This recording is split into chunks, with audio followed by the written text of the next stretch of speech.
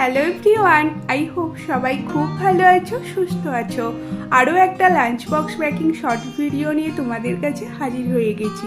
আজ সকালে হাজবেন্ড মহাশয়ের লাঞ্চ বক্সে কী কী রেখেছিলাম চলো সেটা তোমাদের সাথে শেয়ার করে নিই।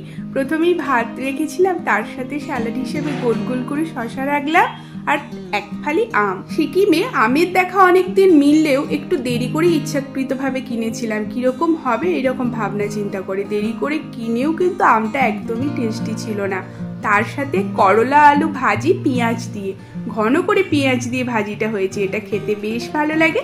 আর তার সাথে হয়েছিল ডিম আলুর কষা, ওতে কিন্তু 2-4 টুকরো ক্যাপসিকাম কুচিও দিয়েছিলাম। ডিম আলুর কষাটা সম্পূর্ণ বাটা মশলা দিয়ে হয়েছে, তার ফলে রান্নাটা খুব তাড়াতাড়ি হয়ে গেছিলো। গ্রেভি দেখে আই থিঙ্ক তোমরা বন্ধুরা বুঝতেই পেরেছো। তো এগুলোই আজকে আমাদের লাঞ্চে ছিল। কীরকম লাগলো ছোট্ট কমেন্টের মাধ্যমে জানাবে। Thank you so much.